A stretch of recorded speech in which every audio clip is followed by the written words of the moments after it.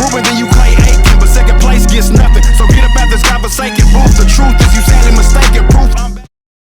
Welcome to 3 Count Commentaries. I'm doing a surprise Grand Slam Rampage episode because it was 2 hours jam-packed with matches, and there's also some other stuff to discuss. So, before we get into Rampage, let's talk about the story that's been floating around the internet about certain people asking for their releases from AEW. And of course, people have been trying to play Scooby-Doo mysteries about who these people could possibly be. Some people have said that it was Bobby Fish, who was trying to get Adam Cole and Kyle O'Reilly to leave. The FTR was 2 of those guys, and that Malachi Black was one of them.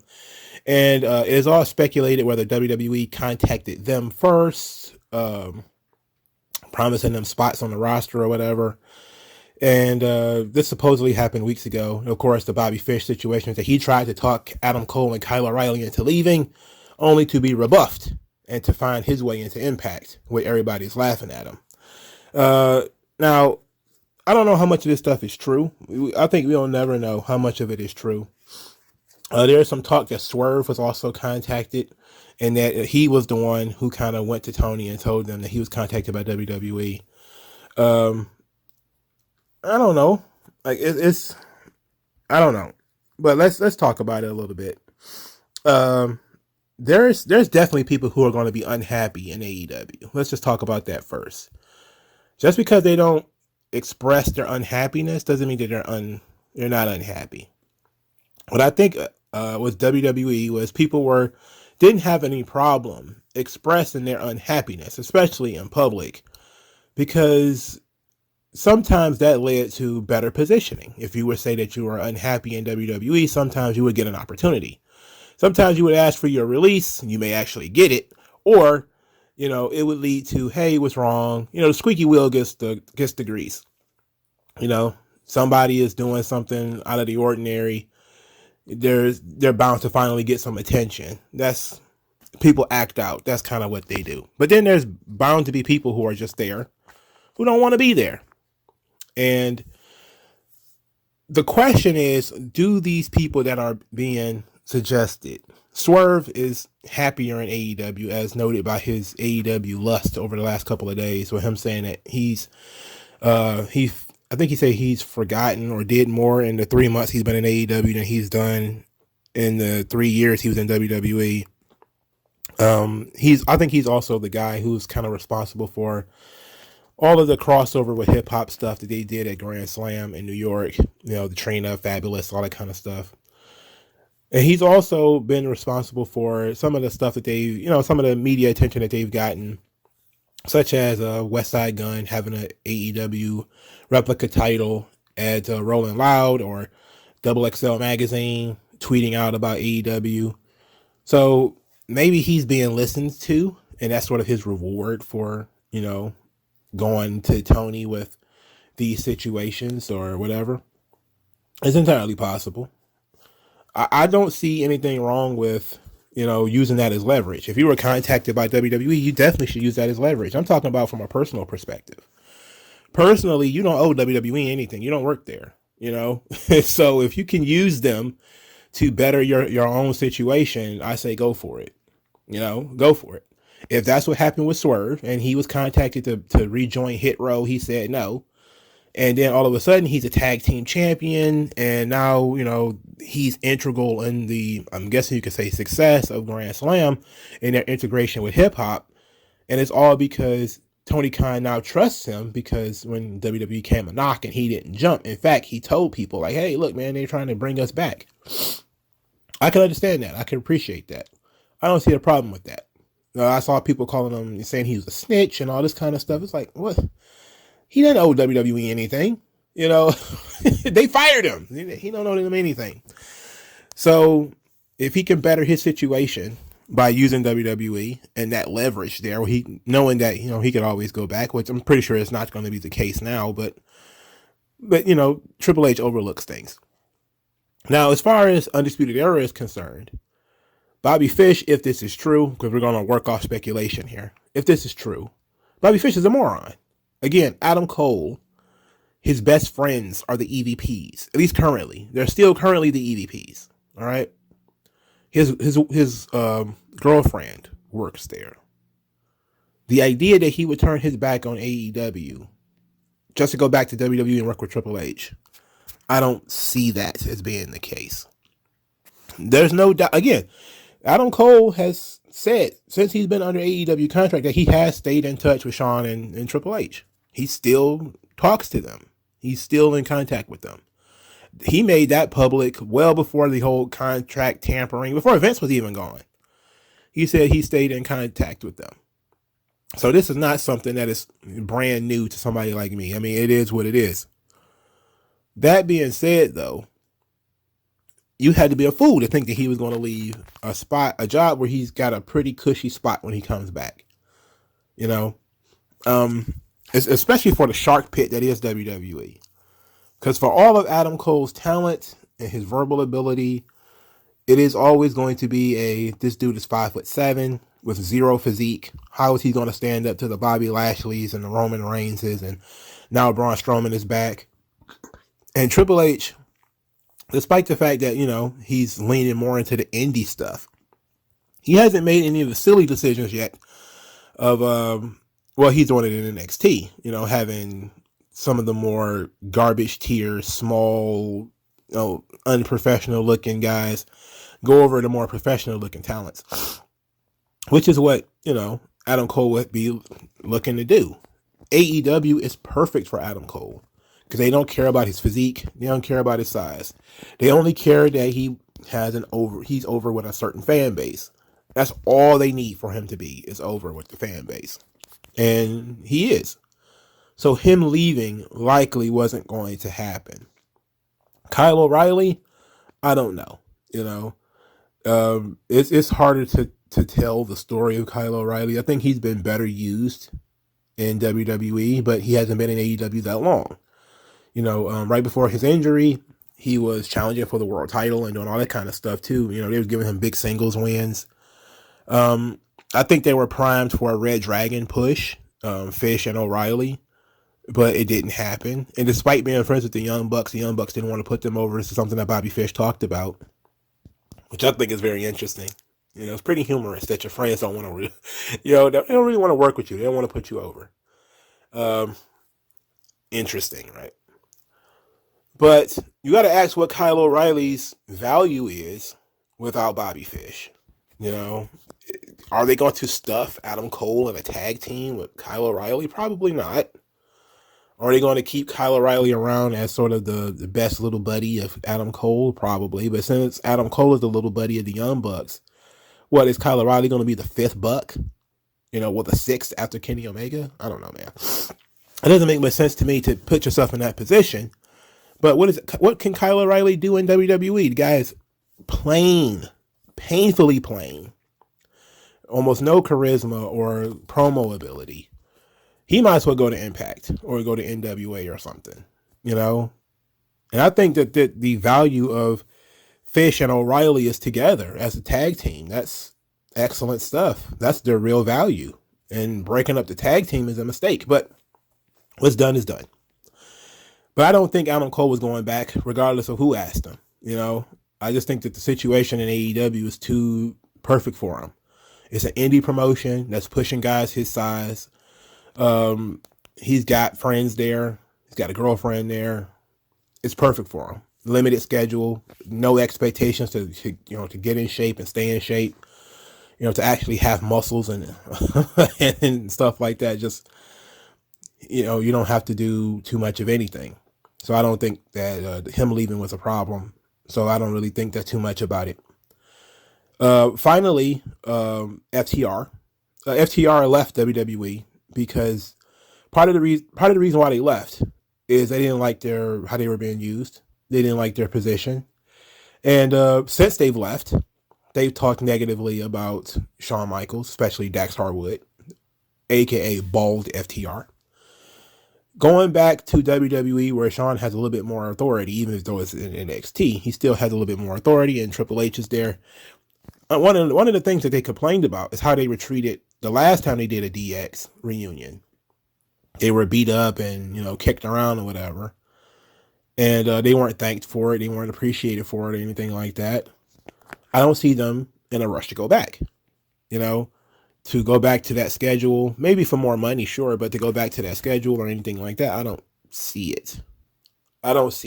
So I don't really believe that anybody contacted was actually, if you're saying that the people who were contacted were former WWE talents, I don't see FTR being one of those people who were biting on that hook. Now, in the subject of Miro, Malachi Black, and Andrade, Andrade I could see, because I think he's been very disappointed in his AEW run. He hasn't been doing anything. He still isn't doing anything. Miro is also, I think, has been very disappointed. I think Malachi Black has been very disappointed. And I think that their short runs in AEW have been almost invisible, considering they haven't had much to do. Outside of Malachi Black's, atomic bomb of an entrance, which, him kicking Cody in the face and beating Cody in a squash match and all that kind of stuff. Outside of that, Malachi Black has not done anything in AEW. He hasn't done anything. Now we know that he's probably gone. He's probably already out. So if he was one of the people who was contacted and he's just said, oh, mental health problems, yada, yada, yada, I'm gone. Then, it worked. It got him out of there. Miro is still there. Andrade is still there. I don't see why AEW will hold on to them if they have no interest in doing anything with them. It's a similar situation from a guy asked for his release in WWE. You ask the question, what is he doing? Is he doing anything? If the answer is no, then what are we fighting to keep him around for? Save ourselves the roster space. There's plenty of guys that they put on TV other than Miro. If Miro wasn't there at all, who would miss him? Outside of people who say that the Redeemer is very cool, like me. I love the Redeemer. I think it's awesome. But AEW has no interest in doing anything with him. So if he wants to go back and he's unhappy with his position, I say let him go back. And as a WWE fan, if this version of Miro wants to come to WWE, I'm all for it. I'm all for more big jack dudes in WWE getting big pushes and being protected. And, especially if they can cut promos and stuff like that. I'm all for it. Miro found a character that works. He changed his body physically. His promo ability has increased dramatically. He's more intense. I love it. If he wants to come back to WWE as the Redeemer or whatever, even just you can't put Rusev Day back in the Bible. You can't recreate that. But if you want to do something different, I'm all for it. I'm big on Miro. Come on back. Andrade is a guy who there was a lot of high hopes for him when he left WWE because he was being misused on the main roster. Even though he was feuding with Rey Mysterio and he feuded with Drew McIntyre, he was never really allowed to win anything. I think he beat Rey Mysterio at a house show to win the U.S. title, and then he didn't do anything with the U.S. title. He just didn't know how to push a guy who couldn't speak English. That was just a huge mistake on Vince's part because the guy looks fantastic and his wife works there. I saw all of the dirt sheets about, Charlotte wanted to work with Andrade and WWE didn't think that was a good idea. And they typically, are doing that now. That's just one of the feminist things, though, is that they try to keep the men and the women apart. It's like you don't see a lot of interaction between Bianca and Montez Ford. And then when they were doing it a little bit, you started seeing people online complain about it. That, why is Bianca always hanging around with Montez Ford? Like, that's her fucking husband. That's why they're always hanging out. But there's this idea that if a man and a woman are on the screen together, the man is either going to outshine her unless he is put in a position that is subservient. That's where we got the Seth Rollins, the man's man situation. It's to make sure that people recognize that Becky Lynch is the star of that relationship, rather than, portraying them as two equals or portraying them fairly, in which Seth Rollins might fuck around and get more over than she is. They don't want to do that. They're worried, perpetually insecure that the woman will get overshadowed. But I think that if the woman is truly a star, if Charlotte was truly a star, you wouldn't be too concerned about Andrade outshining her, or you wouldn't be too concerned about Montez Ford outshining Bianca or anything like that. You don't really want to do that. And I think showing relationships on TV is probably better than not, because it shows you that people actually care about them. There should be times where Bianca is jumped and Montez Ford is there to help, at least to run off the females who are jumping her or whatever. That should happen. I said all that to say this. If Andrade wants to go back to WWE because Charlotte works there, and he wasn't successfully able to get Charlotte to jump to AEW, again, he is not a major part of your roster. So what are we holding on to him for? If he wants to go back because he thinks Triple H can do better, and considering he was booked to be pretty well in NXT before he was called up, he has a good reason to think so. I say go for it. Andrade, he might be, I don't know how much he makes, but you clearly have access to more talented guys that you might actually want to push more. I mean, Andrade, if you want to pigeonhole him into being, we need Mexican representation. Okay, well, now you got Rush, you got Phoenix, you got Penta, Mascarita Dorada, he's out there somewhere. There's plenty of guys for you to bring in if you want Mexican representation in AEW. You don't really need Andrade, especially if Andrade is just, upset and he wants to leave. Now, if you say, well, we brought in Rush to make Andrade happy,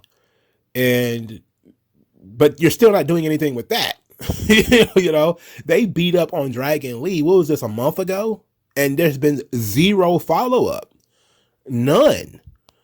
You would think that would lead to a Dragon Lee Rush match or a Dragon Lee Rush storyline or even a Dragon Lee Andrade storyline or whatever. It led to nothing.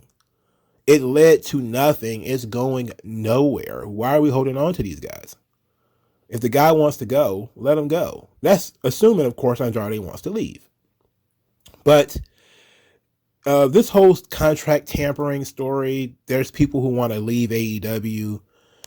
I think that it's clearly some truth to it. It might not be as many people as we think. It might be not even be the people that we think.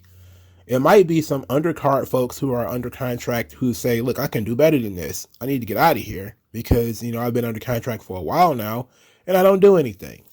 It could have been some of those folks. It could be some people who we're not even thinking of currently. It could be anybody. But we're just talking about the kind of typical suspects, the people who jumped ship from WWE and who were sort of stars in NXT or people who felt like Vince was holding them back. And I think that's the big picture right there. There's a lot of people who thought Vince was in the way. Vince didn't get me. That's a Malachi Black thing, maybe. Andrade, I don't speak English. Vince is really big on you needing to speak English and cut your own promos. WWE didn't really get Rusev Day, or they didn't think that much of, Miro and Rusev, or whatever the case may be. It's a new regime. So there's new opportunities, so I get it. I understand that. But it could also be none of these guys were even contacted, or maybe one or two of them were. I could definitely see Swerve being one of the people who was contacted, mainly because WWE was bringing back Hit Row. So they figured, hey, are you under contract? I mean, what's going on here? We want to bring back everybody that was in Hit Row, but you can't bring back Swerve because Swerve is under contract. Okay, cool. Undisputed Era, I think because of, Shawn and Triple H's love of them, I could see maybe one of them being contacted. I could see the group being contacted. I can appreciate that because I know how much effort Shawn and Triple H put into the Undisputed Era and their rise and dominance and ultimately the fall, But at the same time, there's still this idea that Roderick Strong might be leaving NXT. So maybe he could take Bobby Fish's spot as Kyle O'Reilly's partner. I don't know. We'll see. But spending almost 20 minutes on that, I think was worth it because this Grand Sham show, and I'm going to get that over. This show was terrible. All right. And here's why the show was terrible. There's a lot of stuff on this show that didn't need to be. It just didn't need to be. It was botches all up and through this joint. It was just bad. All right. It was boring as shit too. I was tired in the motherfucker. All right. Tired in the motherfucker. All right. First match, House of Black versus Darby Allin and Sting in a street fight. First, I was kind of stupefied by the fact they would put Sting in front of a tired crowd at 63 in a street fight rather than putting him in front of the live crowd earlier in the night. Now, there's certainly some matches that took place on the Dynamite Rampage, Dynamite Grand Slam, that you could have pushed to the taped version. So Sting, who is still a top guy, would, get to perform in front of a hot crowd, instead of in front of a tired crowd. But then I saw the execution of this match, and I say I completely agree and understand why they put it on a taped show. Brody King. Jesus Christ. All right, so Sting does a stinger splash in the corner. But Sting is 63. He's supposed to be a little bit tired. He's supposed to stay there so Buddy Matthews can get squashed by Brody King. He's going to move, just as Brody King comes to the corner with the big splash. But Sting is 63. So he barely lands the stinger splash, and then he backs up to catch his breath. Brody King just comes training across the ring and just smashes right into Buddy Matthews. And the announcers call it, Sting moved just out of the way just in time. It's like Sting was not there. Sting was not in any way in that area at all when that splash occurred. He was not there. All right, he just wasn't there. All right, it was fucked. They also started telling the story about House of Black being off their game by having Brody King clothesline Buddy later in the match because Sting ducked. Darby Allin was just missing for most of this match. I think he bopped his head or something like that, and he was off. He was off in dreamland or something. Left Sting by himself. Julia Hart. Let's talk about Sting. Sting was shoved off the second rope. He went through the table, hit the side of his head on the side of another table. I just said to myself, Jesus H, how did that happen? Hope Sting's okay. He's in his 60s. I hope he's okay. Julia Hart, she brings in some handcuffs. They handcuff Sting. Darby finally gets back into the ring to save him, but they start Darby outside the ring. The Great Muta, out of nowhere, literally out of nowhere, appears. He sprays mist in the eyes of Buddy Matthews. He sprays mist in the eyes of Julia Hart. Julia Hart takes a bump off the apron. She's supposed to go through the table, but she goes too far, chips the table, and eats the floor. So she missed everything. Didn't hit nothing. Well, I guess she hit the table a little bit. But that chip she put in the table didn't break. She just missed the table. It was an ugly, ugly spot. And I really just I cringed looking at it. It was a very cringeworthy spot. So Sting wins after the Great Muta comes out to help him. There is absolutely zero explanation why the Great Muta is out there. There's no storyline reason for the Great Muta being out there. He was never introduced into this story before. Again, this is the wrestling version of a Deus Ex Machina. A Deus Ex Machina is in Dragon Ball, where somebody magically has more power that they hadn't unlocked later on, or a secret key that was never discussed at any point that can unlock the secret door so that you can get out of this thing. That's what this is. How do we get out of this situation where this guy is handcuffed? Deus Ex Machina. We're going to throw the Great Muta out there. There's no reason for the Great Muta to be there. There's zero reason for him to be there. Let's say you're a fan, an older fan like I am. I'm 38. You're an older fan. You know the history between Great Muta and Sting. They're great matches from the early days of WCW. You know that they're former rivals. Okay, I do know that. What the fuck does that have to do with the House of Black? Nothing. What does that have to do with this storyline? Nothing. Why wasn't the Great Muta called in when Malachi Black was there? So it could be 3-on-3. Nothing. There's just nothing. There's nothing. He has nothing to do with this. This is what we mean by fan service. It was a cool moment. So they did it. And they didn't think about storyline implications or what any of this stuff means or why this would happen. Why would a guy fly from Japan to the He doesn't live in the United States. Why would he fly from Japan to the United States just to spit mist in the face of Julia Hart and Buddy Matthews? Why would he do that? There's just no reason for it. There's no explanation for it. Afterwards, we find out on Twitter, I think, that Sting is going to participate in the Great Muta's final match. So he's on his last leg of his tour. I'm very disappointed that Great Muta never got to work in WWE. I think that would have been so much fun, even if it would have been a short run. Even if it just been 1 or 2 matches, I think that would have been great. But having Sting be a part of his final match is probably going to be some kind of tag team affair. I like that. I like that idea, but that has fuck all to do with AEW. Fuck all to do with this story. And fuck all to do with Rampage or anything. It was just stupid. It was some shit that occurred on the show. It's unfortunate. Second match, Action Bronson and Hook versus 2.0. Of course, Action Bronson and Hook wins. Action Bronson wrapped his team to the ring because he performs Hook's theme song. Looking at Action Bronson, he looks like Butterball with a bunch of tattoos, but he looks solid. He looks like a solid dude. You wouldn't want to get into a fight with him, but he does look also like a fat chef. And I know that he is a fat chef, so maybe that helps. Taz on commentary talks about helping to train Action Bronson, which is nice. Thank you very much, Taz. Action Bronson does literally 3 moves. He does a bunch of shoulder tackles. A lot of shoulder tackles. He did, I think, 1 clothesline. So that's 2 moves. I think he might have did a running power slam. So that's 3. Okay, so he did 4 moves. I was wrong. And then he did a double Taz mission. So 2.0 literally didn't make Action Bronson sell anything. He didn't sell anything. They didn't hit him, I don't think, at all. I think everything was just him hitting them with basic, very, very basic offense. And then they win with the double Taz mission. So he didn't embarrass himself. He didn't go in there and fall down. He looked kind of quick, but it also looked like he didn't really know what he was doing.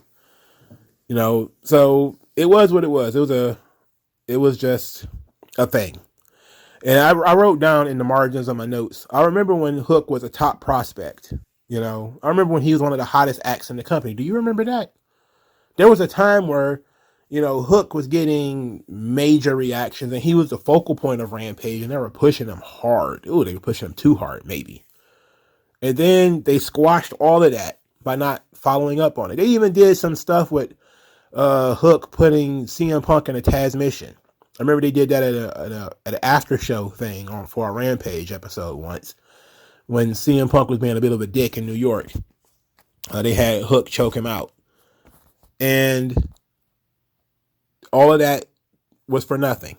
Hook has been doing nothing for weeks and weeks. I know that this match occurred because Hook defeated, I think, one of these 2 guys in a singles match, and now this match occurs. I just don't understand why Hook picked Action Bronson as a partner. I don't know. There's no storyline reason for this stuff. It's like, hey, I need somebody to stand up with me. I think maybe Action Bronson helped him, didn't he? He kind of volunteered, so maybe. I don't know, man. It was stupid. But I do know that there is no reason to even have this in the next match. Wardlow and Samoa Joe versus Tony Nese and Josh Woods. There's no reason for this match to even occur. There was no question about what was going to happen. No iteration of this match is interesting. Look, I like Josh Woods. I have been effusive about Josh Woods on the internet since my time of reviewing Ring of Honor when he was there. I like Josh Woods, but he was not going to win this match. And it's unfortunate. Josh Woods is one of those guys who could really benefit from NXT. Who could really benefit from going back to WWE. I think he was in NXT at first. He should go back. He's a big dude, charismatic, good worker. Triple H would definitely want to have a Josh Woods on the roster. Tony Khan just has no appreciation for him. He's stuck with Mark Sterling. That sucks. The highlight of this match, as far as I'm concerned, is Samoa Joe walking away from Tony Nese's moonsault, which I thought was great. A good callback to old school Samoa Joe. I think Wardlow tweaked his knee or something like that in this match because there was a long stretch of time where Wardlow was not involved. It was very similar to the Darby Allin and Sting match where one guy goes down and the other one has to carry the match by himself. So Samoa Joe basically won the match by himself. You know, it is what it is. After the match, Wardlow powerbombed Mark Sterling a bunch of times. And I guess the crowd liked it. I just didn't care about it. I thought it was a completely unnecessary match. Fourth match on the show, Rey Fénix versus Jungle Boy Jack Perry. So they're now calling him Jungle Boy Jack Perry, which I remember when JR called him that 2 years ago. There was people complaining on the internet saying that they were killing the kid's gimmick. His gimmick is Jungle Boy. Why are you calling him Jack Perry? It's like everybody knows who his daddy is. I mean, that was at that point in time Jim Ross winking and nodding to the hardcore fan base who knows everything about everybody. Everybody knew that he was, who his daddy was. So not, hiding his persona or his identity wasn't that interesting to JR. But now that even the company has caught up and just said, okay, well, he's Jack Perry. So that's fine. They did a vignette where they talked about the history of these two guys. They had, wrestled as tag team and, the I think the Jungle Express or whatever the fuck they call themselves, Lucha Express. They beat, the Lucha Brothers for the tag team titles. And Jungle Boy said Fénix is one of the best and it's an opportunity for him to test himself. And I just wrote down, okay, this is a good match on paper, but it's face versus face. There's nothing to win or lose. Why is this match happening? Just why is it happening? And and this match was long. This match was like 15 minutes. And look, it was a solid enough match. It was an offensive, presentation where both of these guys did pretty much, they didn't do everything they know how to do. They did a lot of what they know how to do. A great offensive spectacle, but why did it occur? What was involved in this match? Why did we need to have this match on this show at this time? I don't know. It was just a match to have a match. I guess we got to have Fénix on the show. We got to have Jungle Boy on the show. We don't know what else to do. Let's put them in a match against each other. So the match was solid enough. After Jungle Boy wins with a cradle, he showed respect to Fénix by kneeling in front of him. Fénix, sat down and did the same. Jericho on commentary, he's the new Ring of Honor World Champion. He's talking about how he loves this and that AEW needs more honor.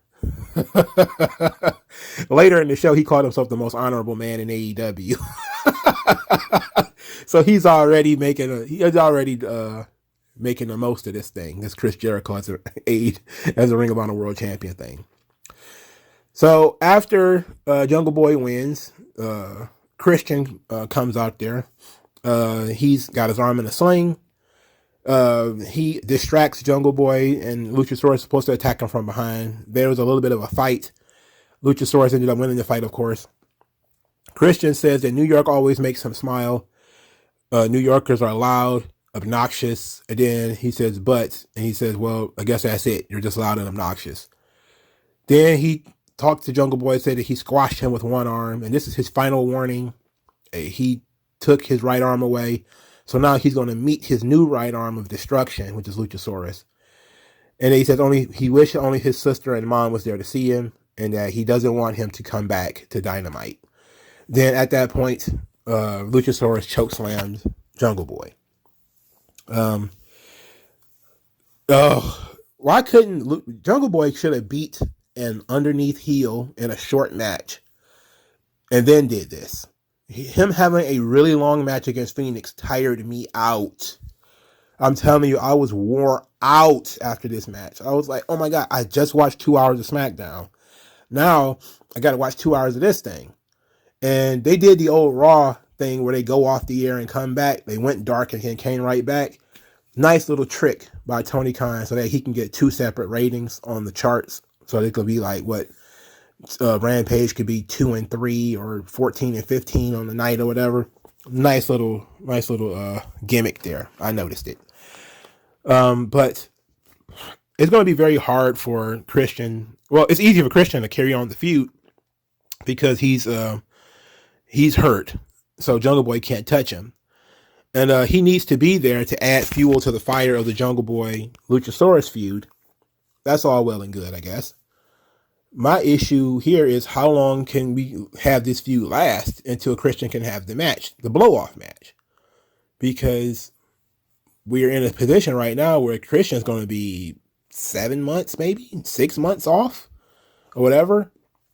You can't have these guys feuding for 6 months without making any kind of contact and keeping the story interesting. That's going to be very hard to do.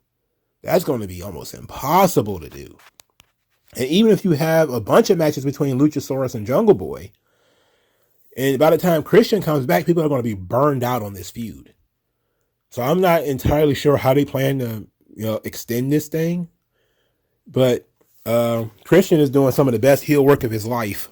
And I still don't care about Luchasaurus. I still don't give a shit. I'm sorry. Hate to break it to you. Fifth match, Eddie Kingston versus Sammy Guevara. Now, before we get into that match, I guess we have to talk about the Jericho Appreciation Society segment.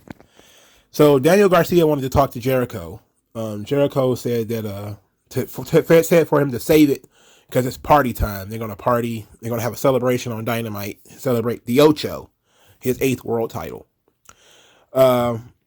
It seems like this was at the point where Daniel Garcia was going to express his disappointment in Jericho winning the Ring of Honor world title in the way that he did. And it's an interesting thing to have the young boy be sort of the moral center of the story, where he's going to have to teach the older mentor about honor because Jericho doesn't have any. So I'm actually interested in this story, but I'm not interested at all in Daniel Garcia because to me, you could put anybody in that position. I don't understand why Daniel Garcia even cares. Now, I guess it's a back and forth thing with you're a pro wrestler, you're a sports entertainer, and okay, all right, I guess I get it. So from a storyline perspective, I do like it, and at least this is one of the few things that was storyline driven on this show. So give it some credit. Eddie Kingston versus Sammy Guevara, as I said before. Sammy Guevara is built like a toothbrush. It just is what it is. Eddie Kingston, I want to send him a DM because the bathroom in my mom's house is leaking. Like the toilet, not the toilet, but the tub leaks. Underneath in the basement, it's like you got to put buckets down there because I think there's a crack in the pipe. And also she had a new washing machine put in, and they cracked the pipe when they did that. So I got 2 cracked pipes in my mom's house, and I'm pretty sure Eddie Kingston knows how to fix them. So how do I get in contact with him to get him to help me come from New York to help me fix my mom's pipes? Because that's what he looks like he does for a living. It just looks like he, goes underneath the hood and sees what's going on. Sammy Guevara, he has a Dragon Ball inspired anime entrance, which was LOL worthy. I would 100% watch a Sammy Guevara anime though. I mean, he looks like an anime character. I would 100% watch a Sammy Guevara anime with him beating up Darby Allin, Miro, and Kenny Omega. Yeah, I'd watch that. If for nothing but to laugh at it, I think that would be very entertaining. So, very well done for Samuel Guevara. This match, however, was weird. Sammy Guevara, before the match, called Eddie Kingston, said he was sorry, said he's sorry again, and then he called Eddie Kingston a big fat piece of shit, which led to Eddie Kingston beating the tar out of him. Jericho then joked that Eddie Kingston needed to be suspended for attacking Sammy Guevara before the bell, because it was, for starters, there was no honor in that. They had a pretty standard match between the two of them. Sammy Guevara did, his stuff, and Eddie Kingston did his stuff. And Eddie Kingston hit the big back chop, which is his finish. He landed 2 of those, and then put him in the stump puller. The stump puller is the same move he beat Jericho with. Sammy Guevara was knocked unconscious from the second back chop, so he was out of it. The referee stopped the match. Eddie Kingston wins, theoretically. But Kingston would not let go of the hold because Sammy Guevara disrespected him. So top referee Paul Turner reversed the decision. The winner of the match is Sammy Guevara. So Sammy Guevara wins by referee reversing the decision. And then Eddie Kingston goes to start beating up security who came out there to stop him from killing Sammy Guevara. This was an interesting decision. I saw a lot of AEW fans hated this. A lot of them hated this. I didn't mind it. I honestly didn't mind the referee decision reversal. I didn't mind it. And here's why. You don't see a lot of this kind of stuff in modern wrestling. Like, I remember, what was it? Was it WrestleMania 13? I think it was, where Ken Shamrock won the Intercontinental title from The Rock, but he didn't want to let go of the submission hold, so the referee reversed the decision. Like, it's a great way to continue the feud. We know that, in storyline, Eddie Kingston won this match. But Eddie Kingston he dislikes Sammy Guevara so much that once he had him, he wasn't going to let him go. And he is out to hurt Sammy Guevara. He is out to cripple Sammy Guevara. So not caring about wins and losses, not caring about this, is well within the character of Eddie Kingston at this point. So I was okay with it. I know a lot of people, again, they're not used to AEW doing something like this, but I think it was really well strategically done. For starters, I think this was one of the few matches on this show that should have happened, because there is ongoing heat between the two of these guys, and everybody knows about it. So you kind of need to have this match. You are in New York, so you can't have Sammy Guevara beat Eddie Kingston in New York. WWE would do that. AEW is not going to do that. So what they had was Sammy Guevara win by technicality, which was a great splitting of the baby, but it also allows for the feud to continue. Sammy Guevara won this match, so now Eddie Kingston has to now chase his victory. He wants to get that win back, even though technically he did win this match. So this leads to another match between the two guys, but Sammy Guevara can also claim that he beat Eddie Kingston in New York, which he's been doing all over Twitter. They also utilized the Twitter storyline too, because Tony Khan sort of mentioned to Paul Turner that he would like to see more law and order in AEW because he's the lead referee or something like that. And he was kind of kayfabe complaining about all of the interference in the Dynamite matches. So they were kind of trying to set up a finish in which Paul Turner takes his job more seriously and now is getting more involved with the referees, which makes sense. But there's like 4 no disqualification matches on this show. Well, there's 2. There's 2. But ultimately, even if you don't pay attention to the Paul Turner, Tony Khan stuff, if you didn't know about that, that's fine.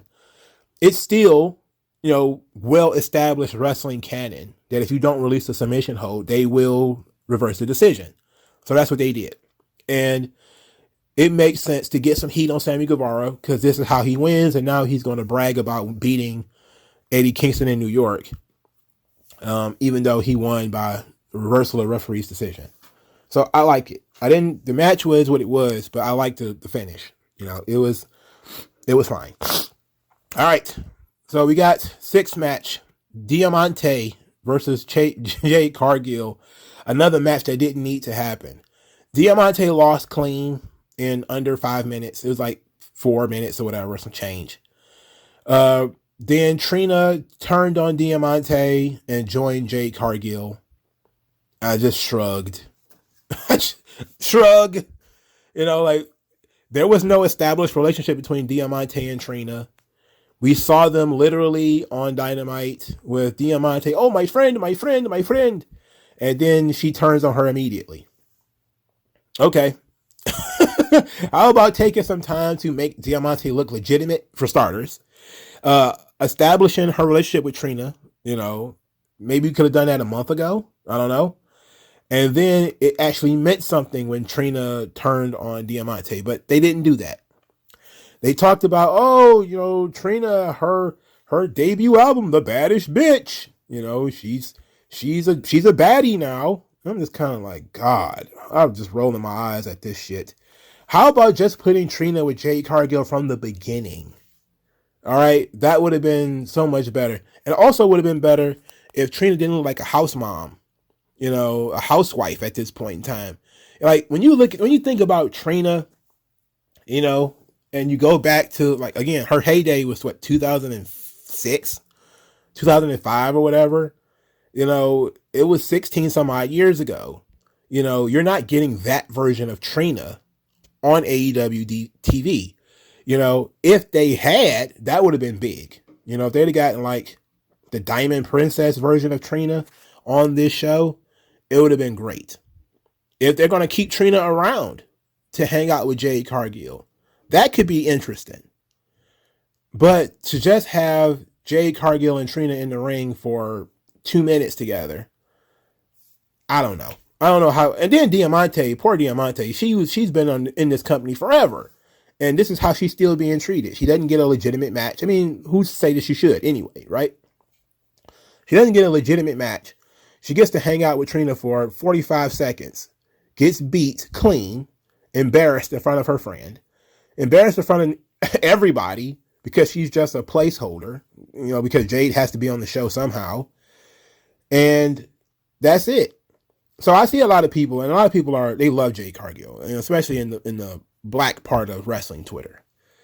And I'm a supporter of Jade Cargill too, but I think we need to, at some point, start to increase the likelihood of her losing. Just her beating the same tomato cans over and over and over again is just not, it's not going to hold people's interest. It's going to end up with the Ultimate Warrior syndrome or the Goldberg syndrome, where people are going to lose interest because there's no drama to the match. And there's only so much awe-inspiring stuff that you're going to be able to have. Like, oh, I get to see Jade win. It's like, okay, that only goes so far for so long. We already been doing this for 2 years. Like, we've already been doing Jade Cargill is undefeated. Cut the shit. I'm the baddest bitch. We're the baddie section. We've been doing this for 2 years. All right. They have been gradually adding different stuff to try to make it interesting. But ultimately, at some point, she has to start having real matches. All right. Now, she kind of had a real match with Athena. But, I guess you could say that was a real match. But her beating, again, people like Diamante, who haven't been on TV, her not having any feuds, not having any rivals or anything like that is becoming a problem. And it's a similar situation with Brian Breaker in NXT, where, even though Brian Breaker, they did a good job of, putting roadblocks in his way and, putting him through the ringer with, Ciampa or Dolph Ziggler and, these guys. They're not doing the same thing with Jade Cargill. Like, Jade Cargill needs to win some of these matches by the skin of her teeth, where we see that, competition is starting to heat up. Because it's just like she's so far and above everybody else that she's beating most of the roster in less than 10 minutes. Or less than 6 minutes. It's like, what did I say about your fucking roster? Like, it doesn't speak very well to your roster being very talented or anything like that, where Jade Cargill is just mowing through most of these people. And they're all undercard people, by the way. So eventually it's going to stop being impressive. Because it's like she's not beating anybody who has like a positive record or anything like that. She's just beating AEW dark elevation tier performers. So I'm not saying it's time for her to lose. I don't think that you should take the belt off of her yet because there's nobody to give it to. But you should have somebody, 2 or 3 people waiting in the wings that could be her rivals. Somebody that she wins the match, but she wins by roll up. She wins by putting her feet on the ropes. She needs to cheat in order to beat them. That way, you can see character progression in Jade. You can also see character progression in the person that she's wrestling. And you can increase the drama in her matches by leading people to think that she could possibly lose. And if people think that she could lose, she can actually make more money. She can make more money if she's in jeopardy than if she's dominant, because that's how heels work. You know, you have a heel that you want to see lose. Maybe you take some time to establish their dominance, but then you start adding chinks in the armor. You start adding that, you know, that's what they did with Brock in WWE. You know, they started with the myocarditis, you know, the stomach. So you would have people attack Brock's stomach. He would hit the corner of the table and hurt his stomach or whatever. And that would give smaller people an opportunity. So maybe, you know, we do a thing where, you know, Jade injures her knee in a match, and now we keep that going where every successive opponent starts attacking her knee. So now she has to, you know, cheat in order to win matches because, you know, she can't use her power moves or whatever. It would be just something and to add some drama to her matches to make her more interesting to watch, because there's only so much of this spectacle of me watching her beat people I could be interested in. There's only so much of that we can actually do. All right. And she also needs to extend her promos. Like, she needs to actually get involved in dueling promos with people, you know, like going back and forth instead of just, you know, coming in, cutting her signature lines and then going out. You know, it's like, okay, but you need to have, you know, show some growth in every aspect. 7th match. God, it's too many matches. The Golden Ticket Battle Royal, because the rankings don't matter. Paul White was on commentary here. I don't know why. I heard that he was supposed to be in this match, so that's why you watch the show yourself, because, you know, because people said that both Shaq and Paul White were going to be in this match. Neither one of them were in it. Okay, so watch the show yourselves, kids. This match was gross because it was full of bums. It was just Hangman and Roosh were the only two people that I even cared about in this match, and I really don't like Hangman. I love Roosh, but I knew he wasn't going to win. Brian Cage was in this match, which both me and my brother looked and said, Brian Cage still exists? He's still here? Why is he here? Okay. And of course he loses because he's Brian Cage. I mean, come on. Be serious for a minute. It came down to Hangman and Roosh as the final two, and Hangman with the dead eye on the apron. Hangman wins. Hangman will be wrestling Jon Moxley for the AEW World Title. So they're going to keep Hangman in the conversation as a top contender for the World Title. Okay. I know some people are going to, I know Jim Cornette and certain aspects of the wrestling fandom who think that the whole thing with CM Punk happened because of Hangman Page. He shouldn't be rewarded with world title matches and stuff like that. I understand that. I get that. And trust me, I can appreciate that. At the same time, though, who gives a shit? You know, who cares? AEW is trying to milk this thing. They're trying to make as much money as they possibly can. So they're not going to punish Hangman because he didn't do anything. So Hangman versus Moxley. All right, sure. I would like for you to actually build a storyline at some point instead of random contenders. But it is what it is. The main event of the show, Powerhouse Hobbs versus Ricky Starks in a lights out match. Powerhouse Hobbs says that it's about time that Ricky Starks wanted to fight. That it's the same Ricky Starks that fought Darby, that fought Sting. It's about time that guy showed up, but he beat Ricky Starks in 4 minutes. Ricky Starks said he's better than a 4-minute match, and that was a highlight for Powerhouse Hobbs. But tonight will be his highlight. They did a cool vignette entrance for Ricky Starks again. The lighting on that thing is wonderful. I love these vignette entrances for Ricky Starks. They are tremendous. They make him feel like a big deal. So he won the match with the Rochambeau. He actually worked very hard to get Powerhouse Hobbs up. But this was a very tame lights out match in comparison to some of the other lights out matches that they've had. I particularly like the spot where Powerhouse Hobbs ripped the light thing out of the tunnel and it sparked a little bit. I was like, that was almost like a video game kind of thing too, like Streets of Rage or something like that, where you could pull pipes off the wall or whatever. That was pretty nice. Hobbs losing. This match was lights out, non-sanctioned, so it doesn't affect his record at all. But I like both of these guys, so I'm not going to complain that Hobbs lost. I just liked watching these two guys, and I think it was great that they got the main event of the entire Grand Slam event. Unfortunately, the crowd didn't care, so they left. And people were like, oh, it was after midnight in New York, all that kind of stuff. It's like, I understand. I understand, you know, you want to beat traffic, or, you know, you need to catch the subway, or whatever the case may be, how you're going to get home. But, you know, these two guys, man, this was an actual feud that was continuing, and people walked out on it. I was saying, like, to my brother, you know, this match should have been on Dynamite, and it shouldn't have been a light side match. It should have just been a street fight, and it should have been on Dynamite. This match, Sammy Guevara and Eddie Kingston, should have been on Dynamite, and then there should have been some stuff that was on Dynamite moved to Rampage, and there should have been some stuff on Rampage that should have been dropped. This show would have been infinitely better if it had been no tag team match between Wardlow and fucking Tony Nese. We didn't need that at all. We didn't need Jade and Diamante at all. We didn't really need Hook and Action Bronson at all.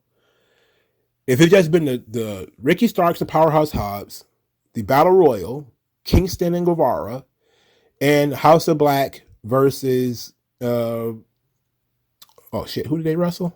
I forgot already. I'm not looking at my paperwork. Sting and Darby Allin. If you'd have put that as your Rampage, this would have been fine. But packing 8 matches onto Rampage, one of whom, and we didn't need Jungle Boy and Ray Phoenix either, and it certainly didn't need to be that long. They overdid it. You know, they want to give too much. The crowd was tired by the time Rampage even started. So, like, most of the show had a tired crowd with them popping at certain points of the show.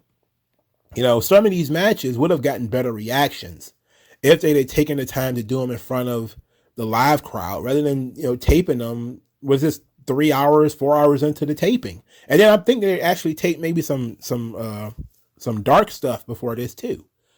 So you're talking about having people in that building for 5 to 6 hours. You know, like, that's too damn long. You're holding people hostage at that point, bro. You know, you can't do that. I think it was greatly disrespectful to the people who left Hobbs and Starks, but I understand. You know, Tony Khan was trying to hold you hostage in that building. But, you know, he did them a disservice. You can't, I don't want to say that the fans are the problem. The problem is Tony Khan put too much on Rampage, and people got tired. People were tired. You don't do that. You understand that, you know, people got shit to do. So maybe we should shorten the shows.